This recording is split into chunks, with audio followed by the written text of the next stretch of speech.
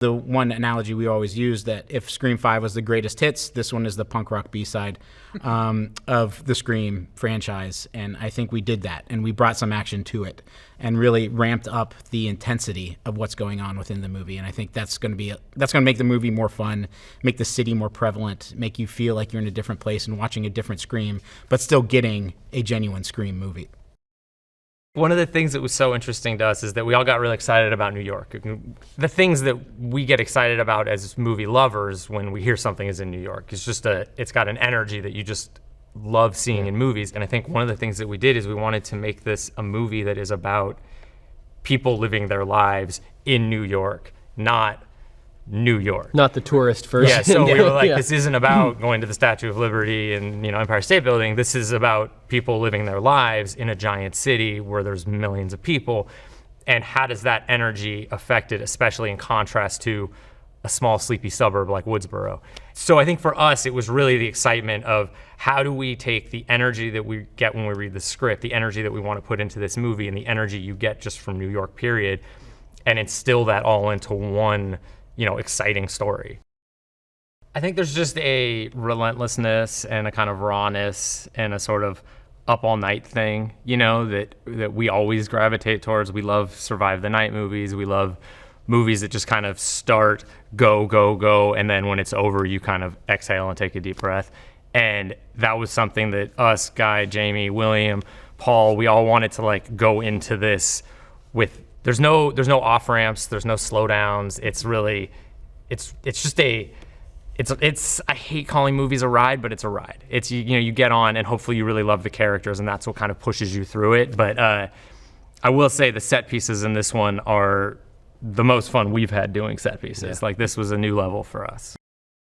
I think that this movie finds the four survivors. It takes place shortly after the events of Scream 5, and it finds all of them, I think, struggling to deal with, and in their own unique ways, the events of the last movie. And we loved the idea that this story was set right on the heels of the previous one, so that we could really explore how each of these characters is navigating or not navigating, refusing to navigate the experience that they had in the past. And it finds them all in a big city, hopefully, surrounded by an energy that will help them move on and deal with all they have to deal with. And of course, Ghostface enters the picture. They realize that, even in a city of millions, they can't run and hide from this thing that's coming for them.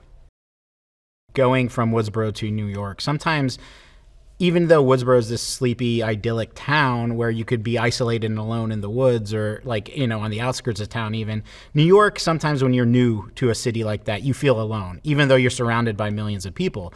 There are monsters all around you. And I think the Halloween theme that we added to this movie was also inherent of that and super fun. We were able to play with these iconic villains and monsters and have them surround our heroes in just everyday mundane circumstances, just as a way to show that you could be surrounded by monsters. And obviously, not everyone who moves to a city has a masked knife-wielding killer chasing them, but sometimes it could feel like that. It is intimidating, it is big, and it is scary to a certain extent. And I think each of our characters deal with it in their own very specific ways.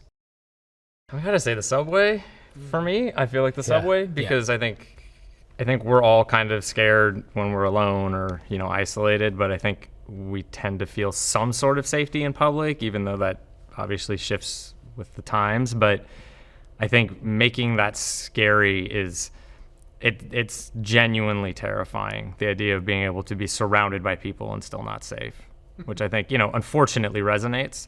And there's just something there that I think that this movie kind of gets into a little bit that's it's a very contemporary fear in a lot of ways.